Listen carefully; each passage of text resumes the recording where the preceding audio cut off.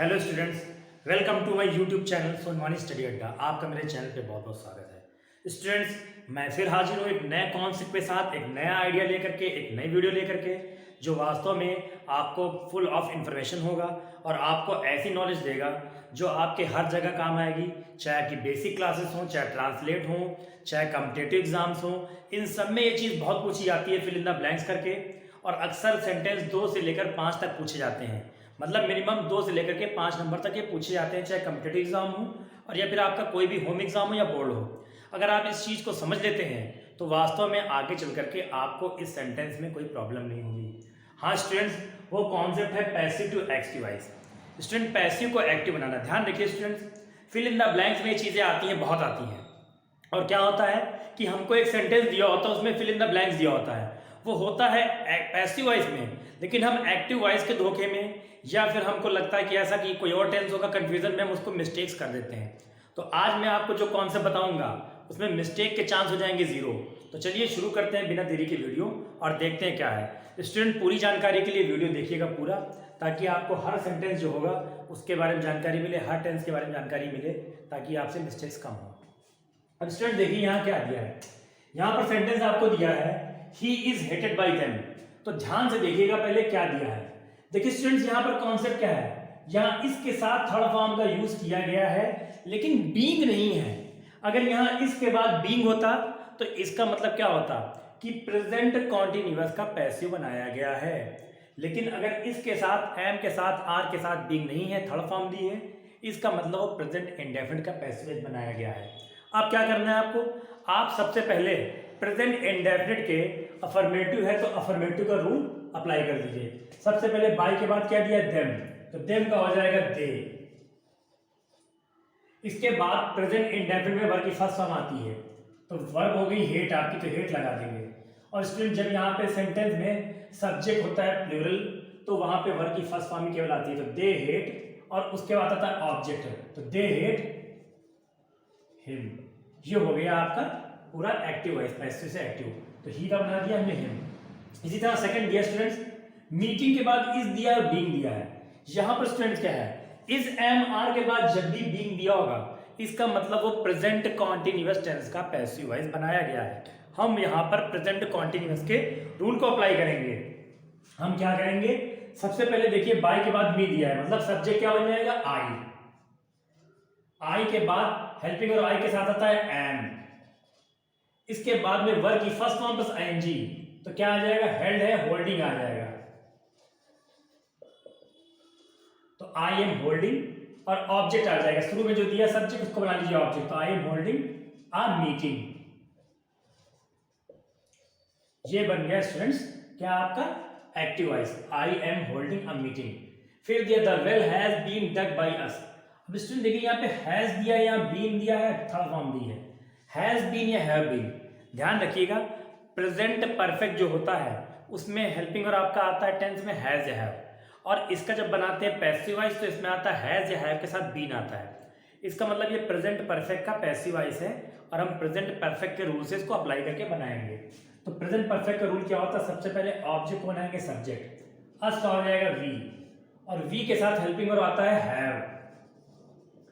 फिर आती है third form of the verb, तो वी हैव डग। फिर आएगा ऑब्जेक्ट द वेल।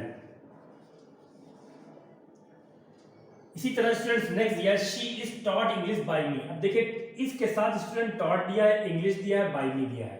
अब देखिए मी का हो जाएगा पहले आई, प्रेजेंट इंडेफिनिट है, वर्ब की फर्स्ट फॉर्म आएगी तो आई टीच।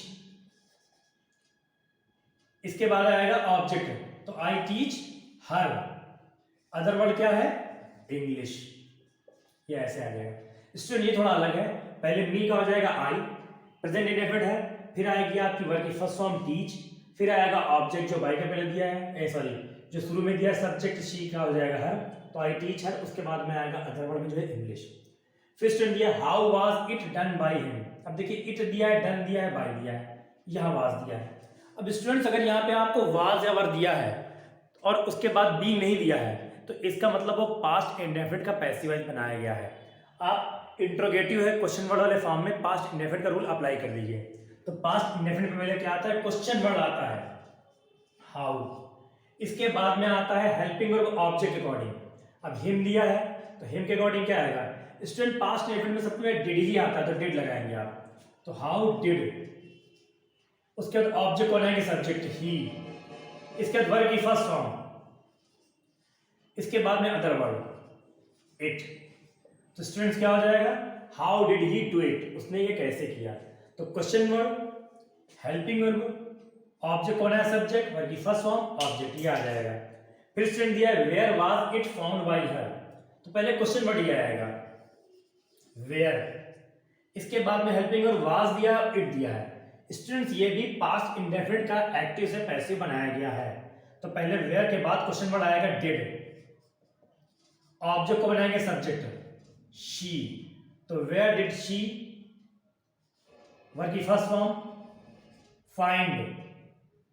इसके बाद में वर्ब की फर्स्ट फॉर्म के बाद में आएगा object, where did she find it, ये बन जाएगा आपका पैसिव वॉइस से एक्टिव वॉइस।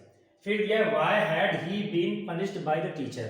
अब स्टूडेंट्स यहां पर क्या दिया है? यहां पर स्टूडेंट्स आपको जो दिया है वो सेंटेंस देखिए क्या है कि हैड इसके साथ में बीन दिया है, इसका मतलब पास्ट परफेक्ट का एक्टिव से पैसिव बनाया गया था। अब इसमें हम पास्ट परफेक्ट के रूल को अप्लाई करेंगे जिसमें आएगा हैड, तो पहले आएगा क्वेश्चन वर्ड व्हाई, इसके बाद आएगा हेल्पिंग वर्ब हैड, ऑब्जेक्ट को बनाएंगे सब्जेक्ट, तो व्हाई हैड द टीचर। इसके बाद में वर्ब की थर्ड फॉर्म आएगी पनिश्ड,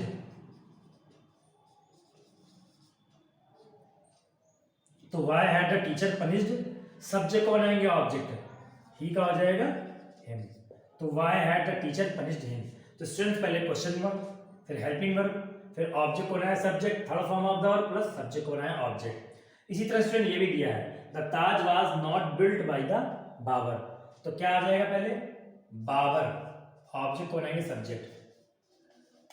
अब पास्ट इंडेफिनिट है, डिड आएगा, निगेटिव है, नॉट आएगा, वर्ब की फर्स्ट फॉर्म आएगी, सब्जेक्ट आ जाएगा द ताज, तो Babur did not build the Taj आ जाएगा। तो पहले सब्जेक्ट ऑब्जेक्ट को बनाया, हेल्पिंग वर्ब, नॉट, वर्ब की फर्स्ट फॉर्म और सब्जेक्ट को ऑब्जेक्ट। तो स्टूडेंट्स ये हो गए। बस स्टूडेंट्स कॉन्सेप्ट आपको क्या याद रखना है?